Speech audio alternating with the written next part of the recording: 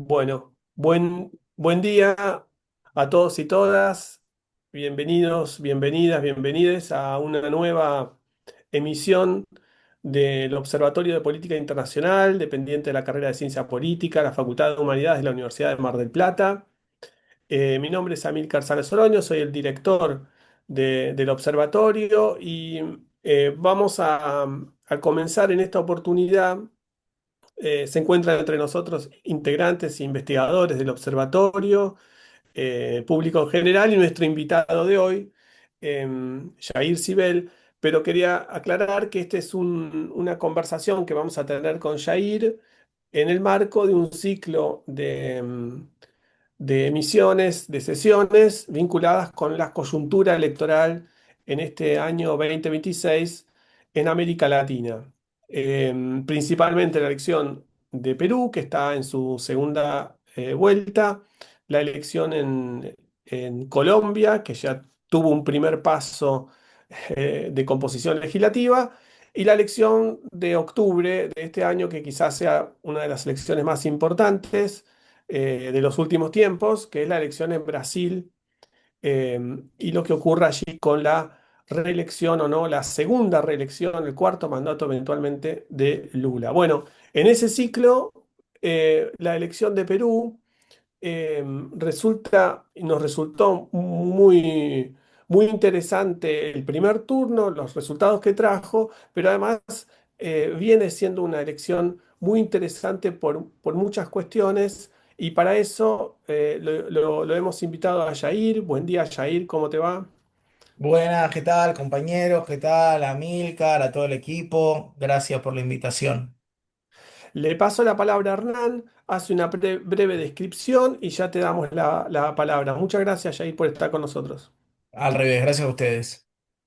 Buenas tardes, ¿cómo están? Mi nombre es Hernán, soy miembro del Observatorio de Política Internacional, como decía Mícar, en este contexto de el ciclo de charlas que ya tenemos desde el año pasado, donde abordamos los procesos electorales en distintas partes del mundo. Hoy vamos a tratar Perú de cara a la segunda vuelta el 7 de junio, para profundizar en ciertos temas y contextualizar cómo se dio la primera vuelta en el contexto de atomización de las candidaturas y posible apatía de los electores. Y de cara a la segunda vuelta, para profundizar estos temas, tenemos invitado hoy a Jair Sibel, que es licenciado en Comunicación Social por la Universidad de Buenos Aires.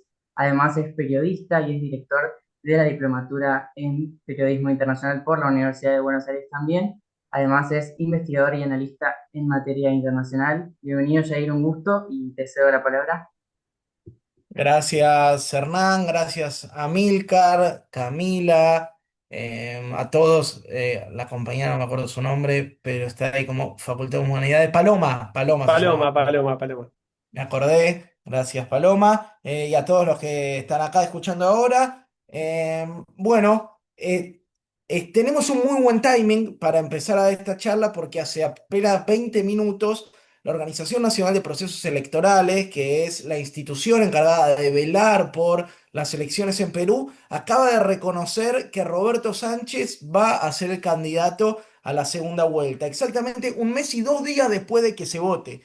Un mes y 2 días después de que se vote, lo cual marca dos cosas. Uno, lo ajustada que estuvo la elección, apenas 20.000, menos 19.000 votos de diferencia es lo que le sacó Roberto Sánchez Palomino al alcalde, exalcalde de Lima, Rafael López Aliaga, y a su vez la precariedad y lo vulnerable del sistema peruano, que dato no menor, durante el proceso de conteo de votos, renunció el presidente de la organización electoral por presiones políticas. El presidente de la OMPE, Piero Calveto, se tuvo que correr de su puesto por las presiones políticas que recibió mientras se hacía el escrutinio definitivo, mientras se actualizaban las actas que iban a dar quién era finalmente el contendiente para el balotaje de la elección en Perú.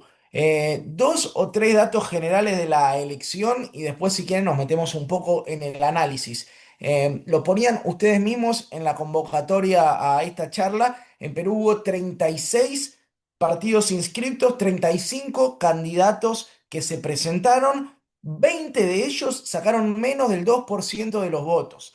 O sea, para que se den magnitud de la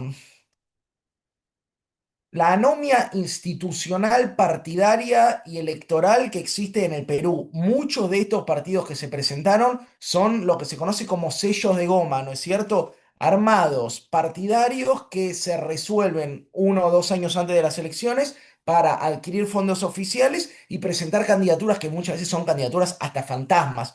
Digo, en ningún país de Latinoamérica se presentan 36 candidatos. Incluso digo, ahora se vienen las elecciones en Haití, un país muy golpeado de nuestro continente, y las cifras de inscripciones superan a las de Perú, pero creo que debe ser uno de los pocos casos en toda Latinoamérica. Algunos datos para contextualizar también. Perú en los últimos 10 años tuvo 9 presidentes, ¿sí? De ellos, 4 están presos en el mismo pabellón del mismo penal. O sea, comparten celda, diríamos.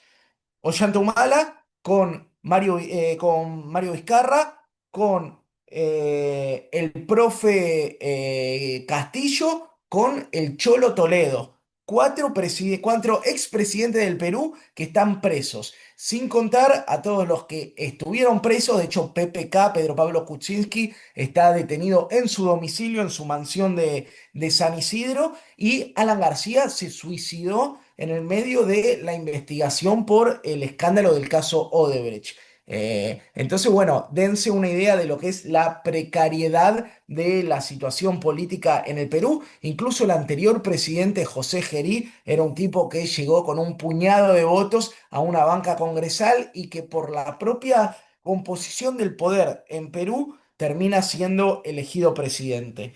Eh, es difícil historizar cómo llegamos hasta acá. Para mí hay algo muy clave que tiene que ver con la otrora grandeza del Perú, ¿no es cierto? El imperio más grande de América Latina, la cuna del imperio Inca, pero también la capital del virreinato español del Perú y el centro de expoliación de recursos latinoamericanos, y huida hacia Europa. Y también yo creo que para situarlo un poco más en nuestra historia moderna, hay como dos grandes cortes, digo, para quienes se interesen después en la historia del Perú, para analizar. Uno tiene que ver con la emergencia de un militar nacional, popular, desarrollista, industrializador, que hizo una reforma agraria que se llama Juan Velasco Alvarado. Esto es una herejía, pero para mí me gusta decirle que es una especie del Perón peruano, ¿no es cierto? Un militar nacionalista, popular, con fuerte énfasis en la soberanía, en el desarrollo militar, en la consagración de derechos sociales, que es depuesto por la derecha y con la ayuda de potencias extranjeras. Me parece que ese es un primer buen corte para entender cierta modernidad del Perú, de los 70 a esta parte. Y el segundo corte es la emergencia de Alberto Fujimori, ¿no es cierto? Digo, y parece lejano en el tiempo, pero en este momento una de las candidatas en el balotaje es Keiko Fujimori, la hija de Alberto, el expresidente, que se presenta por cuarta vez al balotaje. Ya llegó y perdió 3 finales, ¿sí? Y esta es la cuarta vez que yo intuyo, toco madera, debería perder también. Veremos, porque están muy parejas las encuestas que la oponen a Roberto Sánchez.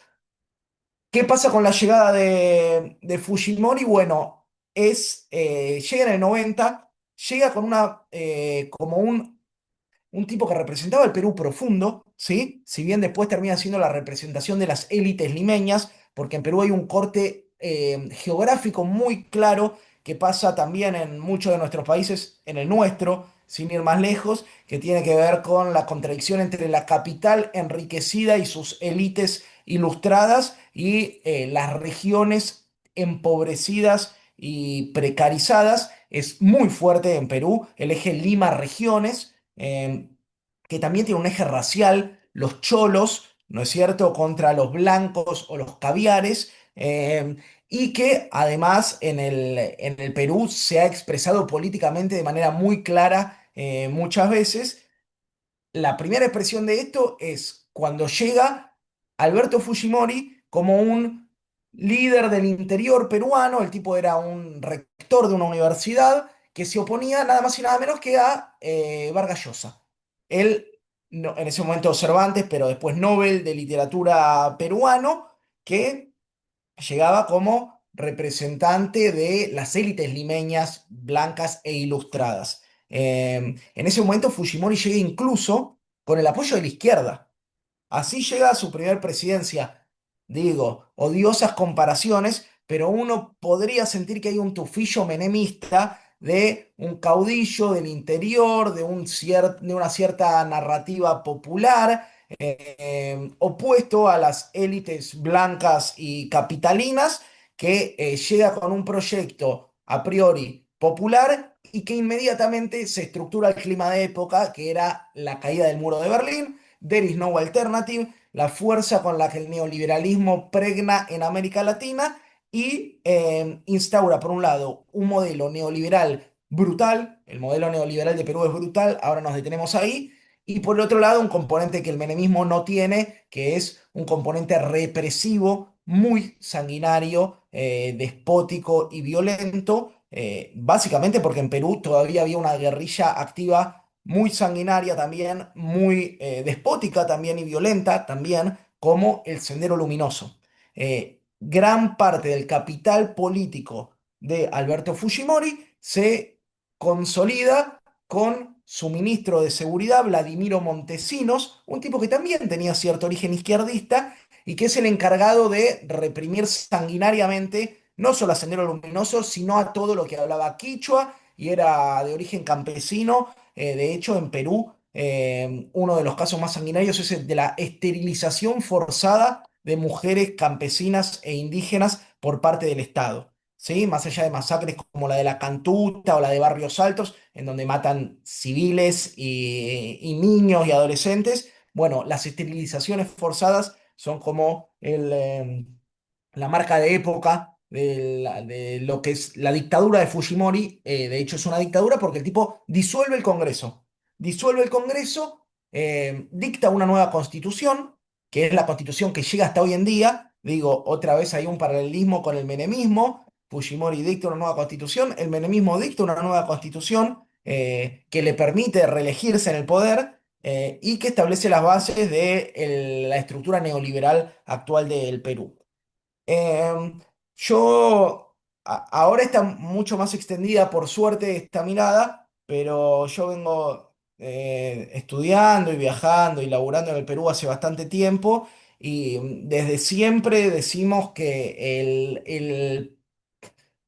el epítome del neoliberalismo en América Latina no es Chile, si bien nos quieren vender que es Chile, sino es Perú.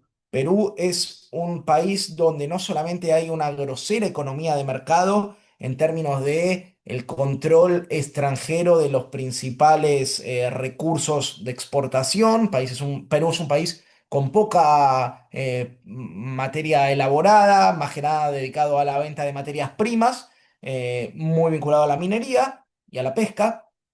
eh, una estabilidad macroeconómica impresionante. Si uno iba a Perú hace 15 años, el dólar estaba a 3 soles. Si uno va hoy a Perú, el dólar está a 3 soles con 10, ¿sí? Lo cual para nosotros como argentinos es wow, increíble. Yo no sé cuánto valía una coca hace 5 años y cuánto vale hoy. Con muchísima estabilidad macroeconómica en términos de las reservas que maneja el Banco Central. Es un país con muchísimas reservas en su Banco Central, que es autónomo. Y a diferencia de la volatilidad política, tiene el mismo presidente del Banco Central desde el 2006 a esta parte, Julio Velarde. Digo, para que vean cómo hay una gran estabilidad macroeconómica hablada hacia los sectores de élite y una inestabilidad total de la política. La contracara de la estabilidad económica es la desigualdad social. Perú es un país donde el 10% de la gente no tiene acceso a agua potable, el 20% no tiene acceso a cloacas, incluso comparado con otros países de la región muy precarizados, son números altísimos. Muchísima gente sin heladera. Hay datos, cuando uno se pone a ver datos finos de lo que es la calidad de vida del Perú, el índice de desarrollo humano es grosero, sobre todo teniendo en cuenta que después de Colombia, es la quinta economía regional, ¿no? Brasil, México, Argentina, Colombia y Perú, en términos de tamaño incluso del país. Y si uno ve la contracara de esa estabilidad macroeconómica es el desastre político que es. Em, Entre los partidos que se presentaron, casi ninguno tiene una historia, como podríamos hablar del Partido Peronista en Argentina, del PT en Brasil, o del PSOB en Brasil, o del PAN en México, o del Centro Democrático en Colombia, salvo el APRA, que se presentó una rémora muerta del APRA, o Acción Popular, que los dos sacaron 1%. Y el gran partido que existe, digo, tampoco hay sindicatos nacionales, no hay organizaciones políticas a nivel nacional, se ha roto las mediaciones entre el Estado y la sociedad, el Congreso es la organización, es la institución a la que más desconfianza le tiene la población y es uno de los países que la Timbarómetro y estas encuestadoras que miden a veces percepciones y sentimientos, en el que registra más desconfianza interpersonal, ¿no es cierto?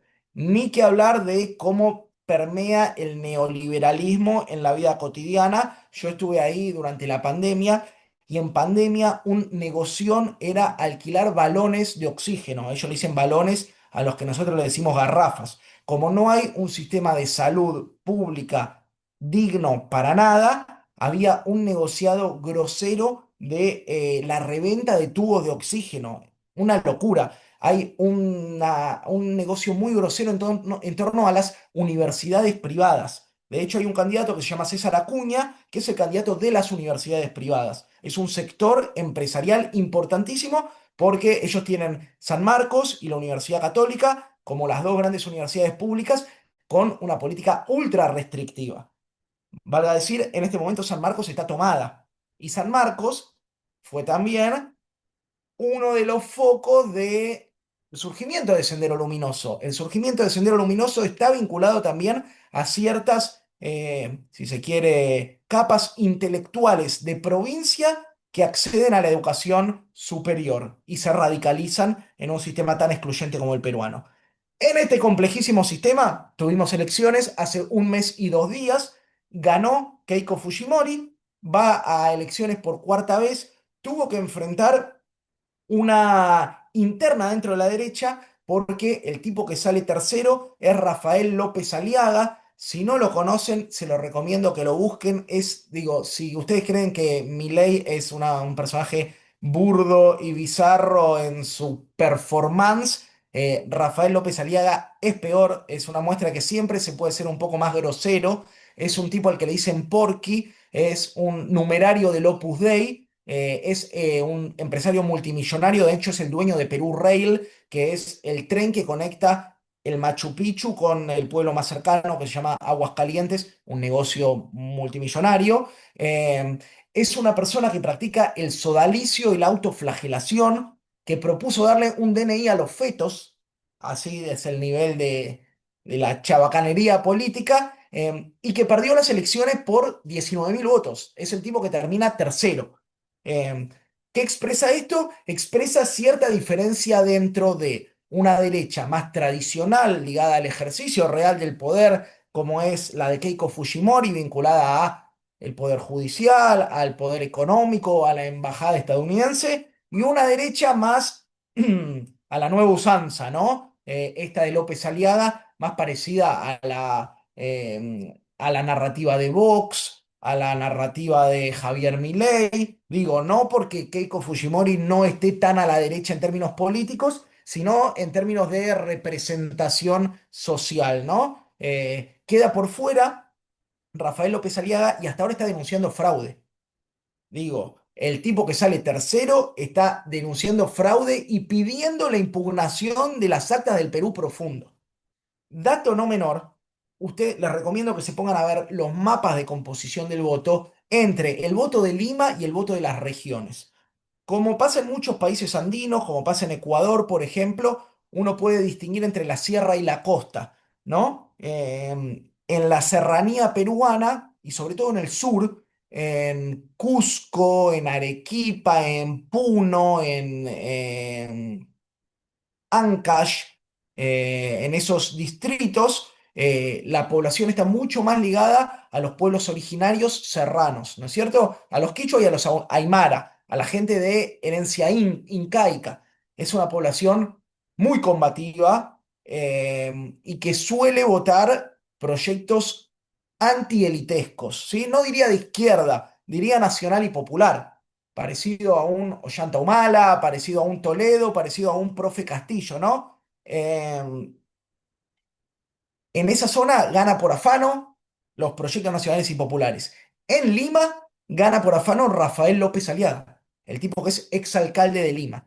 Eh, y ahí se juega parte de la interna de la derecha para lo que se viene. Por un lado, la pregunta sobre qué va a hacer López Aliaga, si va a cederle su caudal electoral a Keiko Fujimori y reconocer la derrota en las elecciones, o si va a seguir cantando fraude en su afán de deslegitimar a la organización de procesos electorales y los resultados del país.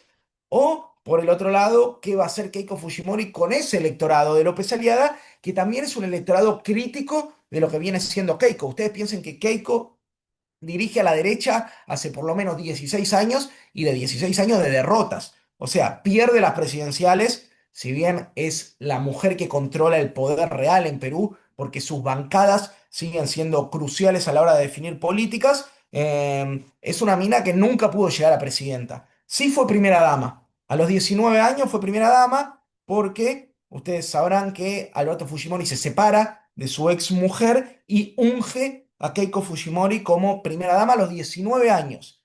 A los 41 fue presa por malversación de fondos. Y está casada, de hecho, con un estadounidense muy vinculado a la derecha estadounidense. Bueno, todo eso por el lado Keiko Fujimori. Si quieren, ahora nos detenemos un poco más, pero también es importante saber que el Perú tiene un sistema político, y acá tengo que hablar con mucho cuidado porque el profe Salas Oroño es experto en esto, tiene un sistema político muy complejo que es una mezcla entre un parlamentarismo presidencialista, un gris mucho menos presidencialista que el resto de los sistemas políticos en América Latina. ¿Por qué? Porque las mociones de censura y de vacancia suelen ser más accesibles que en otros lados. De hecho, ustedes saben que la censura y la vacancia son mociones en las que el presidente puede cerrar el Congreso y volver a convocar elecciones parlamentarias o el Congreso puede deponer al presidente accediendo a determinados tipos de mayorías. Hasta esta elección, desde el 91 y hasta esta elección, el Perú tenía un sistema unicameral. Es decir, no había senadores y diputados, había una única cámara. En esta elección se volvió al sistema bicameral, ¿sí? Para que entiendan también lo incomprensible que es para el peruano promedio lo que está pasando adentro del Congreso y en la política real. Eh, Keiko Fujimori desde hace años, como llega al balotaje, controla una de las bancadas mayoritarias y como no hay partidos nacionales y hay mucho prebendarismo, o sea que los votos se compran con guita y al mejor postor, ha logrado condicionar y vacar presidentes, ¿no es cierto? Desde Vizcarra hasta PPK, hasta los distintos presidentes que fueron cayendo, muchas veces operados por Fuerza Popular, el partido de Keiko Fujimori. Estas son las dos opciones de la derecha. Keiko Fujimori, que llega al balotaje, más del 17% de los votos, mucha presencia en sectores altos, en Lima y en el norte costero, en Trujillo, en urbes importantes del norte, que es un norte un poco más costero y menos racializado en términos de pueblos originarios que los departamentos del sur.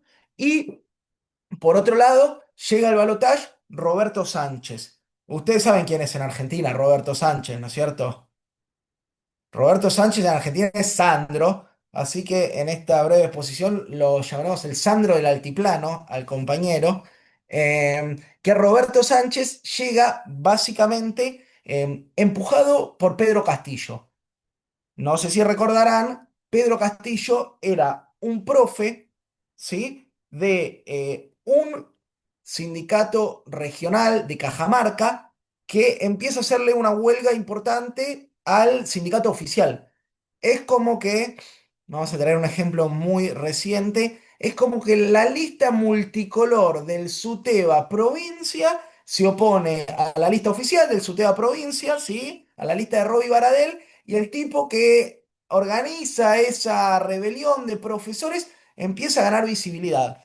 El profe se presenta en 2021 sin ningún tipo de ambición presidencial. El profe se presenta para meter 4 compañeros de diputado y tener más espalda para negociar con su bloque magisterial y un partido semimarginal que se llamaba Perú Libre. Como Perú es una moneda en el aire, el profe saca 11% y llega al balotaje.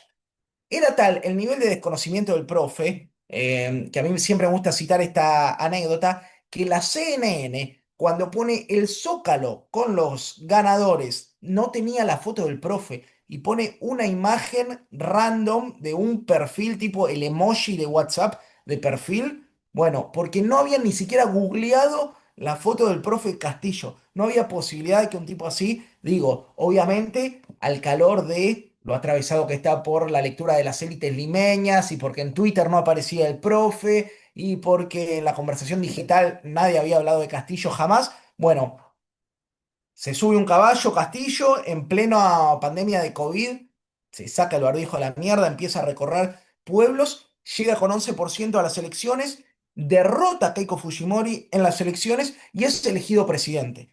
Con un programa de izquierda, diría uno, nacional y popular por afano, de izquierda también. Proponía, de hecho, una asamblea constituyente, que es lo que también propone hoy en día Roberto Sánchez. O sea, escribir una nueva constitución para transformar la Carta Magna de Alberto Fujimori, que es la que condiciona hoy la política y la economía peruana. Dicho esto, el profe hace un gobierno bastante poco coherente con su campaña. Apenas llega, pone a un tipo que se llama Pedro Franque de ministro de Economía. En nuestras analogías, un tipo cercano a lo que podría ser un Matías Culfas, ¿no? Un tipo de un muy buen diálogo con las élites empresariales, sin gran intención de tocar intereses reales, sino más de establecer un equilibrio de poderes en la llegada del profe y de todo lo que había prometido el profe, que eran promesas radicales. Digo, estaba hablando de cambiar la constitución, de una segunda reforma agraria, un programa muy vinculado a los campesinos y a los ronderos. Los ronderos son la autoorganización de las comunidades campesinas peruanas en materia de defensa, las autodefensas. Bueno, cumple muy poco de lo que promete el profe. De hecho, su gobierno venía siendo bastante decepcionante. Hasta que intentan censurarlo, intentan tumbar al profe. En ese intento de golpe de Estado, porque al fin y al cabo no es otra cosa, que es un intento de llevarse puesto al profe Castillo, eh, el profe primerea y juega una moción para cerrar el Congreso y convocar a nuevas elecciones parlamentarias. Lo hace de manera muy desprolija. El grupo político del profe era un grupo relativamente precario, digo, cuando el profe llega a presidente, su primer ministro de comunicación, Jaime Pomalaya, era el tipo que manejaba el Facebook de los maestros de Chota. Ustedes saben que el pueblo natal de Pedro Castillo se llamaba Chota, en Cajamarca, y el tipo que llega como ministro era el tipo que manejaba el Facebook de los maestros, no, no era un cuadro técnico del Estado, sino era un tipo de confianza política del profe pero sin gran experticia técnica. Bueno, esto le va a costar también que la derecha se lo lleva puesto, lo encarcela, lo condenan a 11 años por rebelión, alteración, no me acuerdo qué causas, que está purgando ahora en la cárcel de Barbadillo, 11 años, y desde su prisión, Pedro Castillo dice, mi candidato es este, y señala a Roberto Sánchez. Roberto Sánchez es un psicólogo de izquierda, centroizquierda, eh, vinculado a la iglesia progresista, a la iglesia tercermundista. Recuerden que el papa que tenemos ahora es americano-peruano, ¿no? Para nosotros más americano, pero los peruanos dicen que es peruano. Vivió mucho tiempo en Chiclayo, que es una zona del interior peruano. Eh, y Roberto fue ministro de Comercio Exterior de El Profe, que es un ministerio muy importante para Perú, cuyo principal fuente de ingresos son las exportaciones. De hecho, un dato no menor, Roberto inaugura el puerto de Chancay, que no sé si ustedes lo han escuchado, pero es un puerto que básicamente lo financian los camaradas del Partido Comunista Chino para tener un puerto de aguas profundas en la costa del Perú y una entrada directa a Latinoamérica. De hecho, Roberto también es uno de los que empuja la conexión bioceánica, perdón, el corredor bioceánico entre Perú y Brasil, que con idas y venidas es también un proyecto estratégico de comunicación entre dos países que podría generar un potencial tremendo.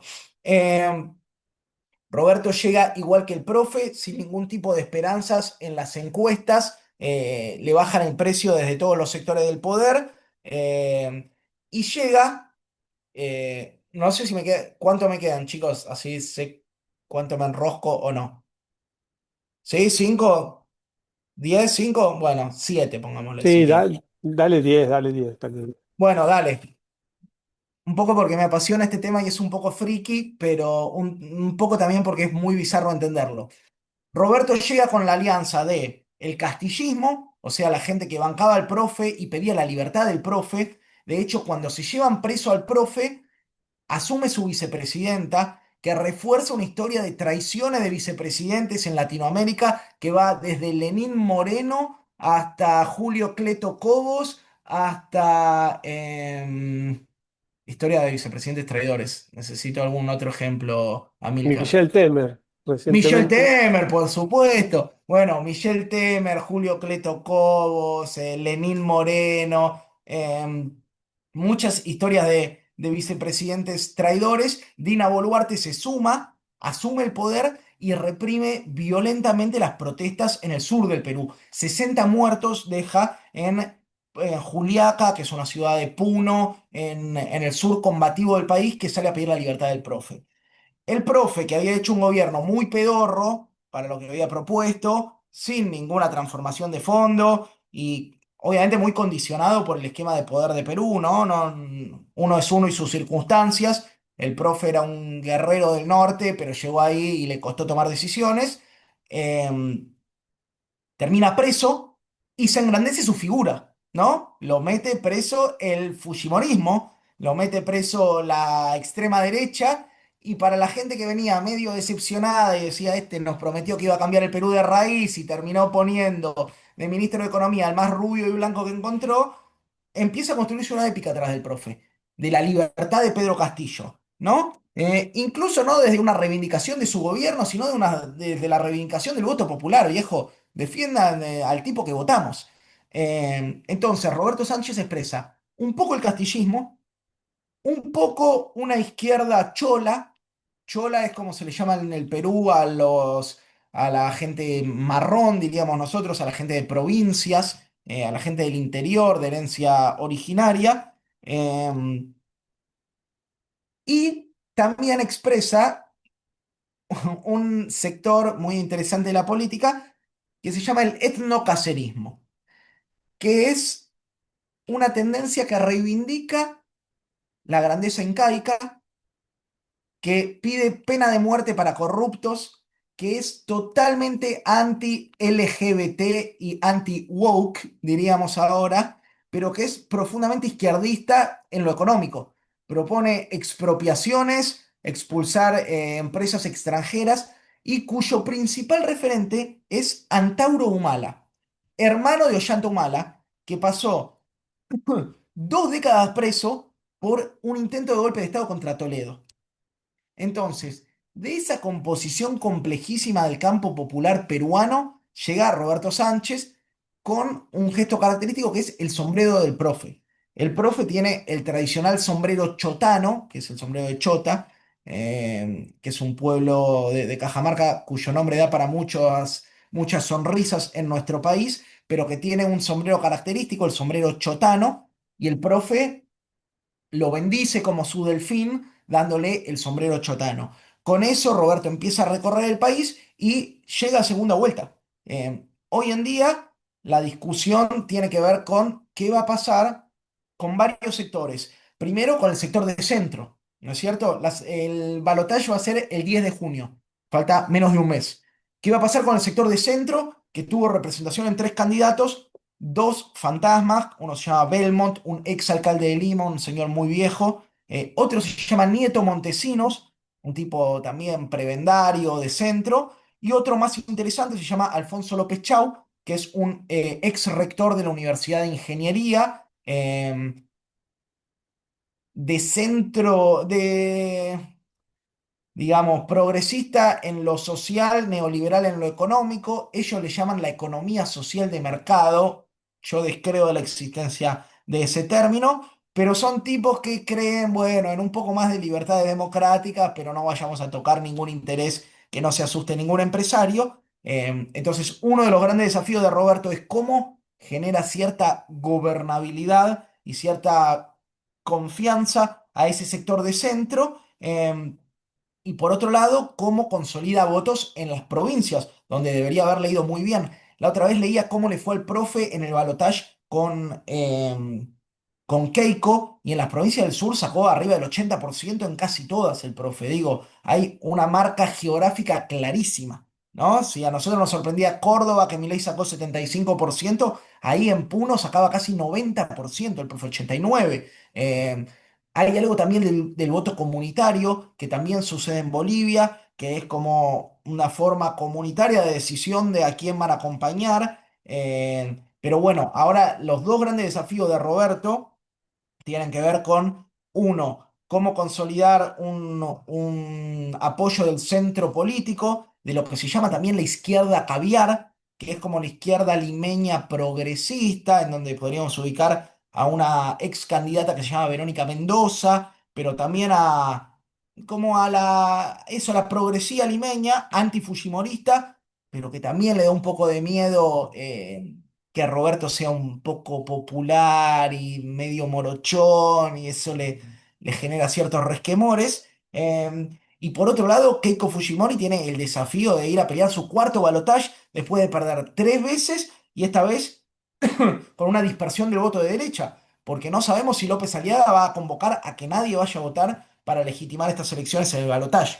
Em, Así que un escenario muy complejo que además se vuelve más inentendible al calor de la composición que va a quedar en las dos cámaras. Vieron que les conté que ahora va a haber dos cámaras otra vez, de senadores y de diputados, que va a ser ultra atomizado, pero con mayoría del Fujimorismo, porque el Fujimorismo sacó casi 18 puntos y todos los demás muy pocos, sumado a que había que pasar una valla de 5% para meter diputados en dos de las categorías, dos de las tres categorías que se votaban.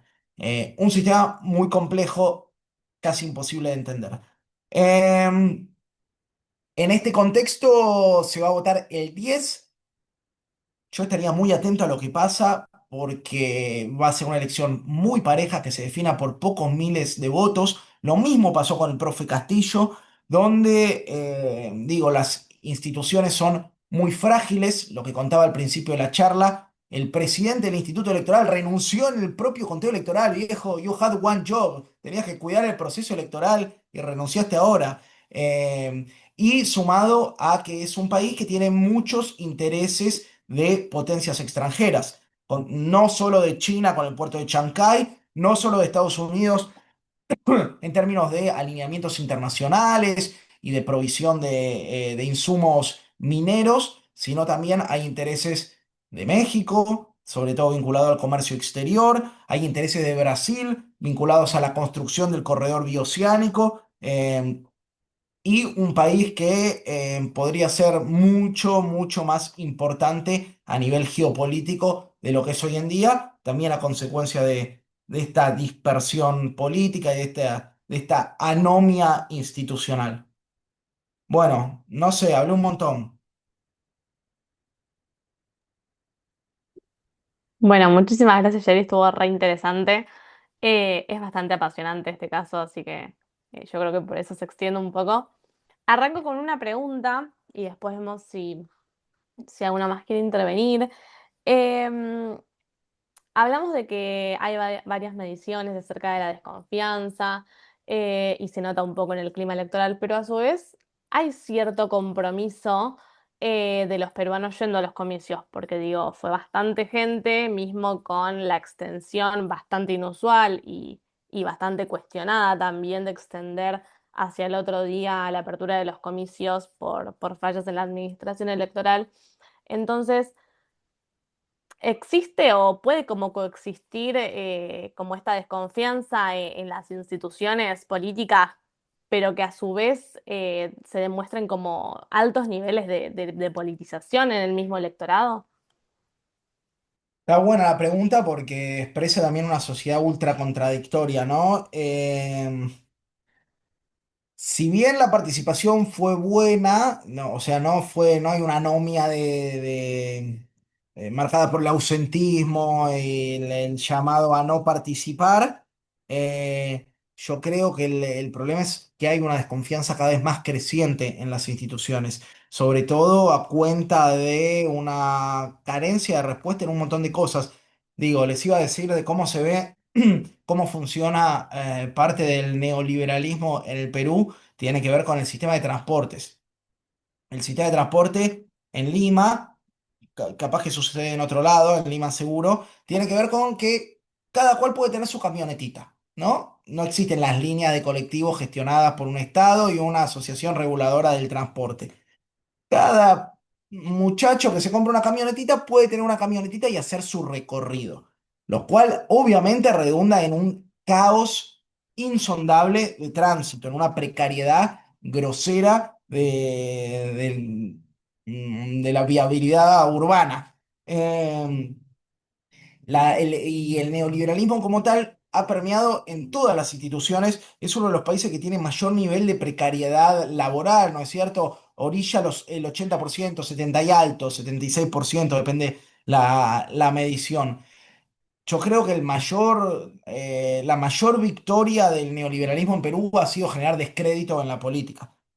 Que la gente vote cualquier cosa. Digo, llegó Roberto, pero en las elecciones esta anécdota es muy linda, en las elecciones en las que yo fui a trabajar en el 2021 ganó un partido que se llamaba el FREPAP. El FREPAP es un frente de evangélicos, de gente que se viste como si estuviera en el siglo I en Jerusalén, que van con túnicas y vestidos realmente como si fueran peregrinos filisteos, que piensan que Jonás Ataucusi fue el Mesías peruano, que tienen 200.000 personas viviendo en Perú, ¿sí? En fronteras vivas en la selva amazónica y que ganaron la elección y que ganaron la elección por una especie de voto meme, de que mucha gente votaba al pescadito porque mirá lo que son estos tipos, los amo, hay que votar a esto.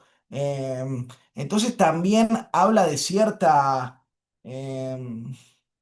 depredación de los partidos y de los idearios partidarios en donde no hay, obviamente que no hay historia partidaria, pero tampoco hay mucha coherencia de quién expresa ese fenómeno popular que sí existe y que encuentra representación digo, la encontró en Ollanta Humala, la encontró en Toledo, la encontró en Castillo y ahora ojalá la encuentre en Roberto Sánchez, pero sí hay una desconfianza muy bestial en las instituciones que yo creo que se hace evidente incluso en la vida cotidiana del Perú.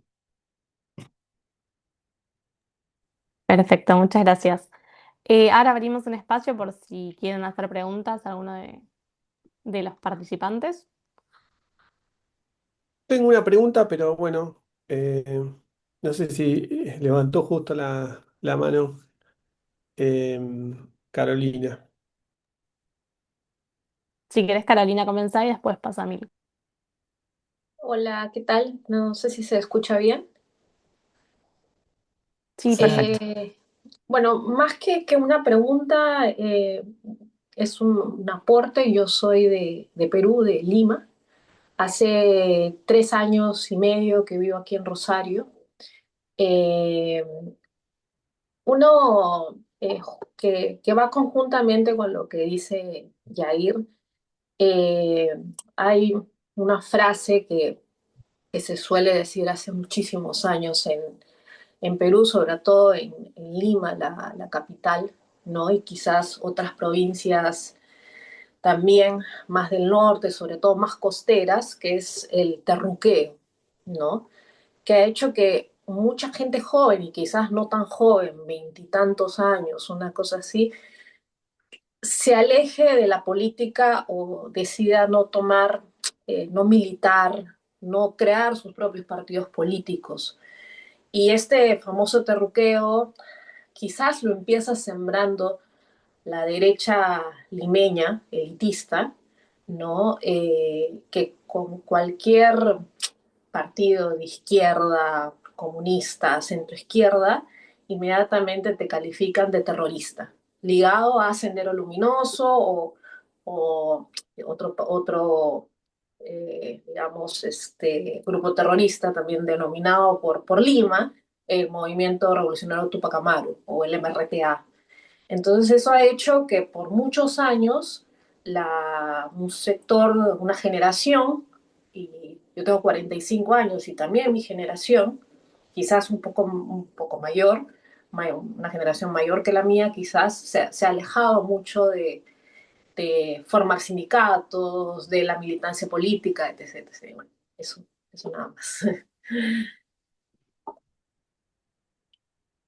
Sí, está buenísimo lo que decís, Carolina. Me parece que hasta fue un fenómeno muy bien pensado por las élites políticas, ¿no? Cualquiera que decía, che, no está tan bueno que estén, no sé, pisoteando a un nene en la calle, terruco, terruco, lo terruqueaban, ¿no? Esto que dice ella, ya como un concepto disciplinador de cualquier tipo de idea de izquierda a la que se la asociaba a el vínculo con Sendero Luminoso. Eso sigue tan vigente que uno de los candidatos presidenciales que se llama Guillermo Bermejo, que es un tipo que viene de la izquierda, que debe tener 50 años, ¿no? Que cuando estaba Sendero tenía 13, 14, lo condenaron a prisión por haber tenido una reunión con alguien vinculado en algún momento. Digo, hay una política realmente de persecución contra cualquier expresión de izquierda, asociándolo con Sendero Luminoso. Que Sendero Luminoso, digo, valga volver a recalcarlo, no se parece en nada a las guerrillas de liberación de América Latina. No se parece ni a Tupamaros en Uruguay, ni a Montoneros en Argentina, ni al MIR chileno, ni al MNR en Bolivia. Es una guerrilla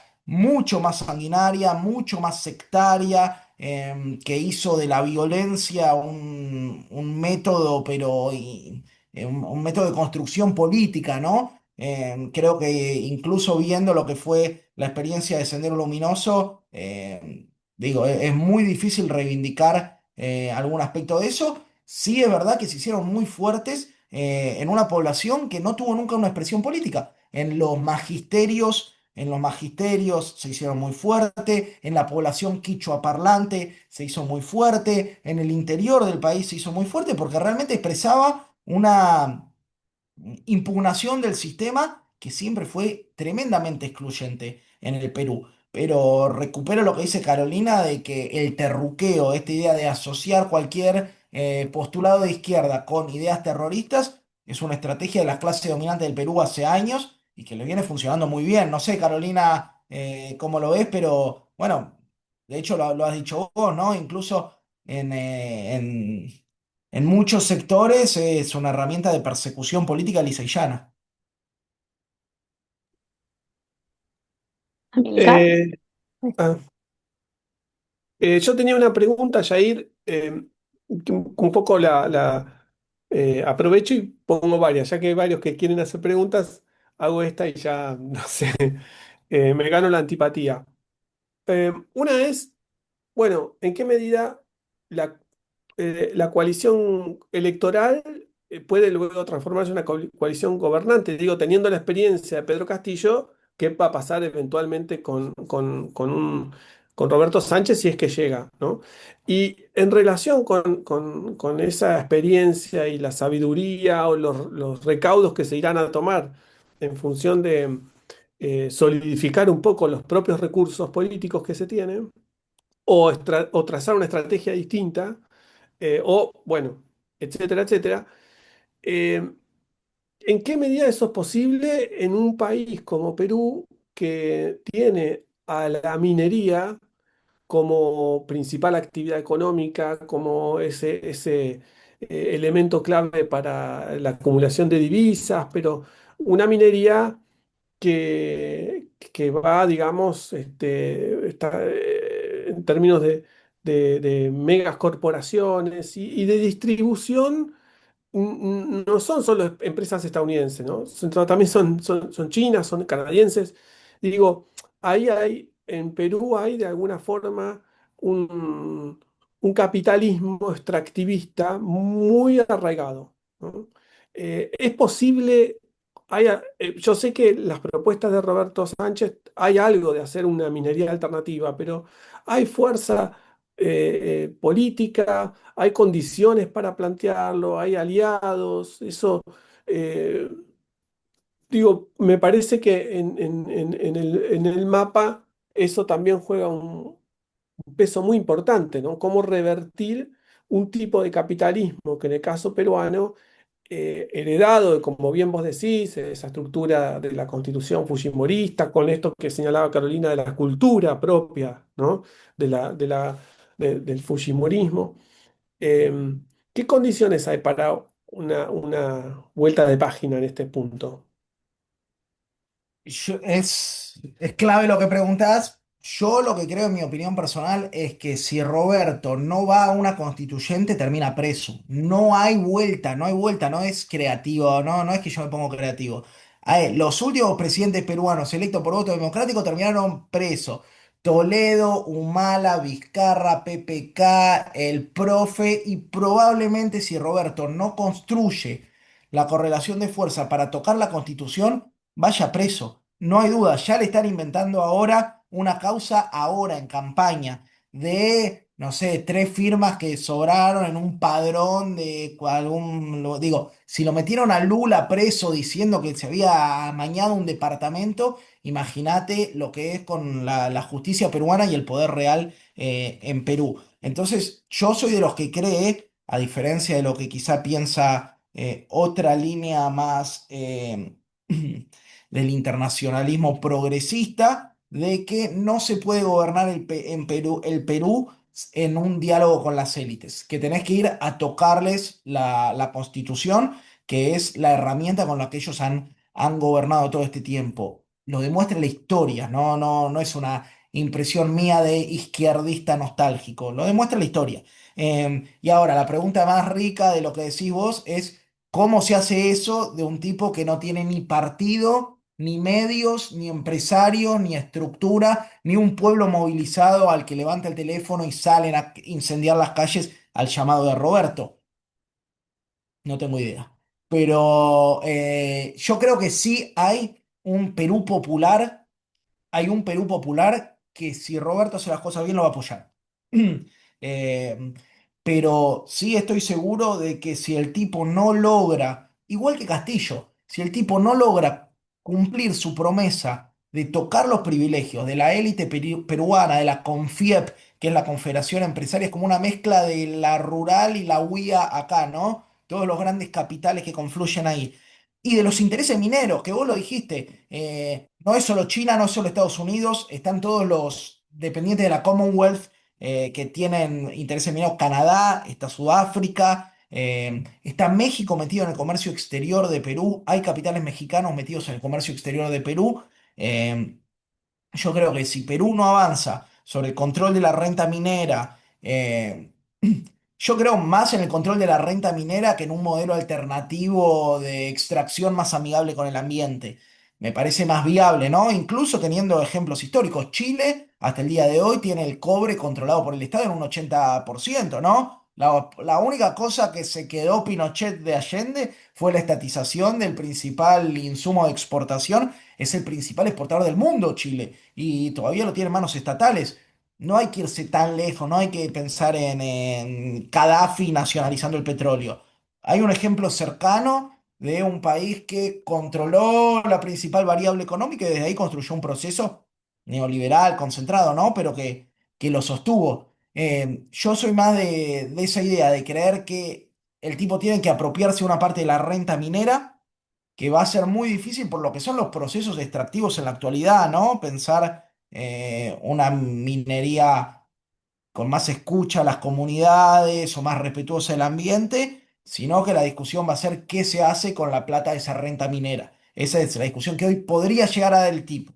Em, y después también un eje fuerte de él que es la descentralización de la economía. Esto, Perú tiene una concentración abismal, parecida a la de Buenos Aires, ¿no es cierto?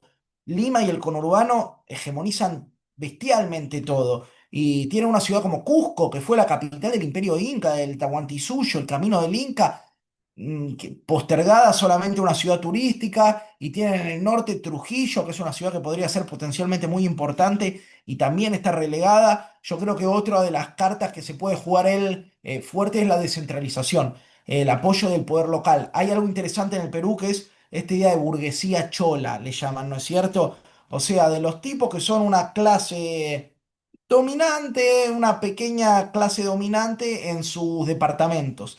La burguesía chola en Puno, la burguesía chola en Cajamarca. Yo creo que si ahí construye algún tipo de alianza, es un poco lo que llamaríamos acá un empresariado pyme, pero con unas características más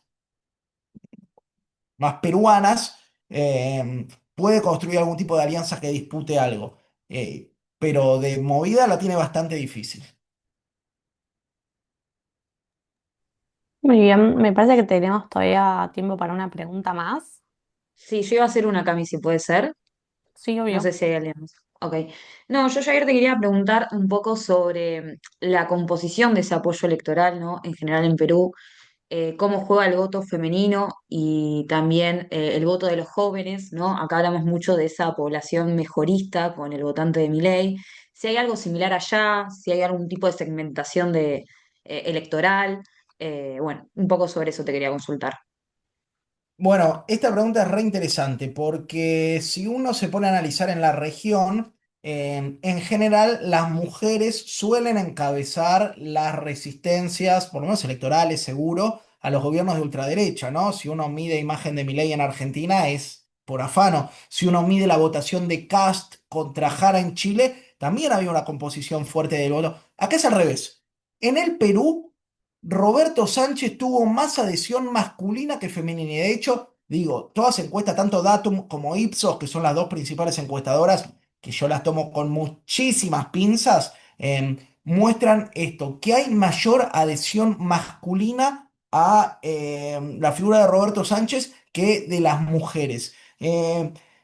No sé cómo explicarlo, no sé cómo explicarlo. También es verdad que Keiko es una mujer, ¿no? Keiko es una figura femenina, si bien representa a la extrema derecha, ella es una mujer y siempre ha sido una mujer con poder.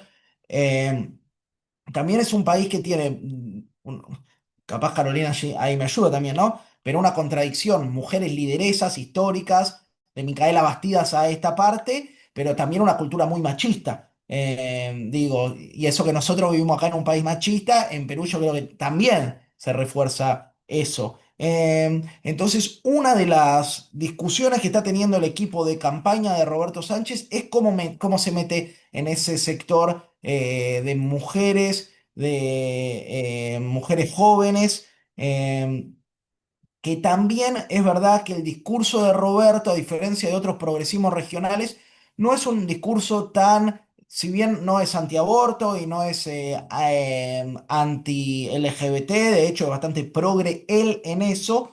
Su grupo de alianza sí no es un grupo muy, es más nacional y popular que progresista. Entonces, nadie está discutiendo ahí ni el matrimonio igualitario, ni la igualdad salarial, ni nada. Pero hay otras discusiones de género muy interesantes, más vinculadas sí a lo de la igualdad salarial y a las políticas de cuidado. Les recomiendo, hay una mina muy interesante que con Anaí que con Amílcar la conocemos, que se llama Anaí, que fue la ministra de Mujeres del profe Castillo, que hizo un laburo muy interesante, una mujer de unos 45 o 50 años que viene de la Universidad de San Marcos, y que fue la ministra de Mujer del profe muy orientada a esto, a trabajar sobre las desigualdades económicas de género, más que sobre la agenda de derechos sociales, con un trabajo muy interesante, y que ahora sigue en la campaña y es una de las voceras de la campaña.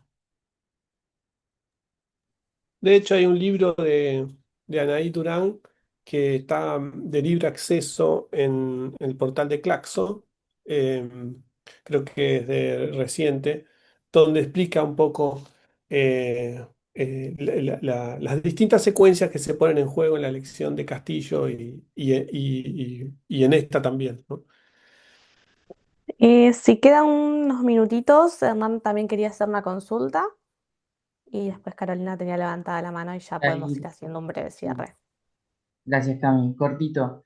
En relación a lo que hablábamos, que tal vez de Argentina es un poco impresionante pensar que los últimos cuatro presidentes de Perú están presos mediante el mecanismo de impeachment.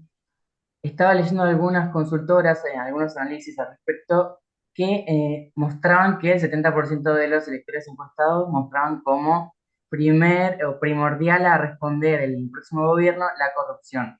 Me interesaba saber cómo esta variable afecta de cara al balotaje a cada uno de los candidatos, teniendo en cuenta que Keiko Fujimori estuvo presa unos meses por la causa Odebrecht en 2018 y que Roberto Sánchez también tuvo algunas acusaciones durante su paso por el Ministerio de Turismo y Comercio Exterior en uso de fondos públicos en aspectos personales. ¿Cómo ves esa variable? ¿Cómo los va a afectar?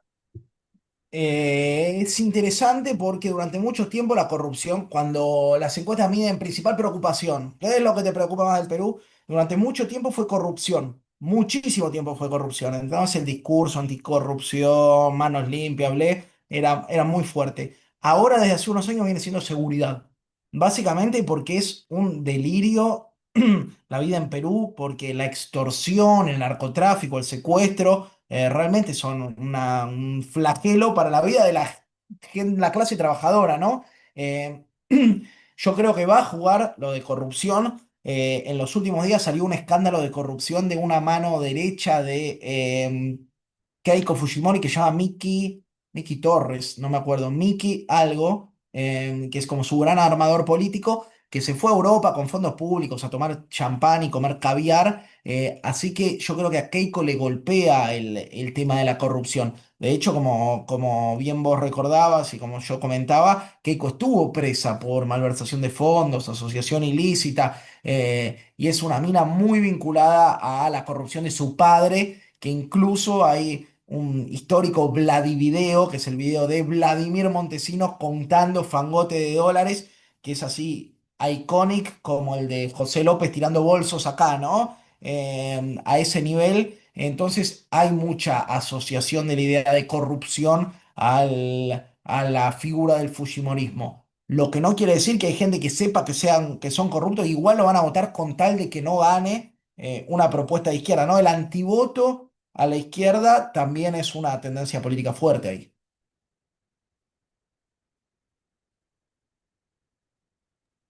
Bien, Carolina. Sí, un poco quizás siendo mujer y bueno, habiendo nacido en Perú, aportando por qué las mujeres no en, en esta última elección no tuvieron tanta participación, más un apoyo masculino a Roberto Sánchez. Lo que yo puedo decir, ¿no? Por lo que yo he vivido allá, es que hay un factor importante que tiene Perú.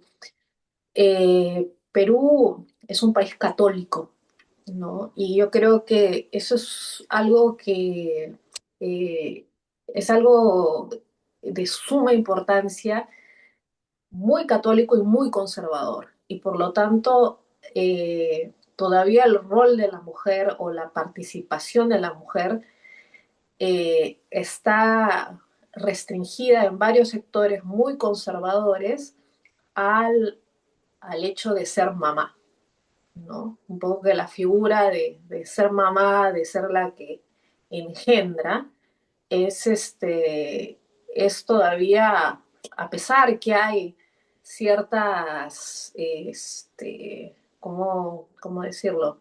Ciertos cambios, ¿no?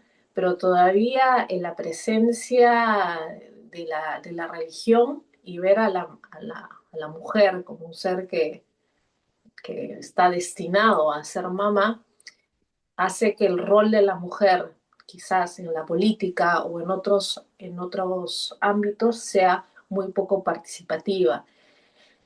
Por poner un ejemplo, yo tengo muchas amigas conocidas que ya no son católicas, ¿no? Vinieron de familias muy conservadoras, muy católicas, pero por alguna razón este chip conservador y católico sigue instalado. Y romper eso en un país como Perú es muy difícil siendo mujer, muy, muy difícil. Y bueno, y ni hablar del tema del machismo, ¿no? Bueno, es casi un tema en toda Latinoamérica, en general en el mundo, ¿no? Totalmente. Compro ese aporte totalmente. Coincido. Incluso ahora, decías un país muy católico, pero con el ingreso de las iglesias evangélicas también se refuerza ese rol, comillas, subsidiario de las mujeres en la vida pública. Bueno, Yair, gracias Carolina por tu comentario recién. Gracias, Yair. Estamos justo en el tiempo que habíamos combinado. Sabemos que tenés otros compromisos, pero clarísimo, ha sido un panorama muy, muy rico para nosotros. Te lo comentaba antes, queda abierta la posibilidad para seguir conversando. No quiero dejar de mencionar. Jair este año está abriendo una diplomatura en periodismo internacional en la Facultad de Ciencias Sociales de la UBA, pero está abierta también a otros licenciados y licenciadas de distintas carreras, no se restringe al ámbito de la comunicación, dirige además El Grito del Sur, que es un periódico este, que está enmarcado en otros periódicos y en otros sitios comunitarios que bastante más falta hacen para los medios argentinos y latinoamericanos. Y no sé si me olvido de alguna otra cuestión, son varias, síganlo a Yair en las redes también, temas varios de política internacional. Muchas gracias, Yair, y los invitamos al que será nuestro próximo eh, envío, sesión sobre las elecciones en Colombia. Pero este repaso que has hecho, Jair, sobre la coyuntura peruana ha estado muy, muy interesante. Un abrazo a Bueno, todos y gracias. todas. Gracias a Gracias por ustedes, estar. compañeros.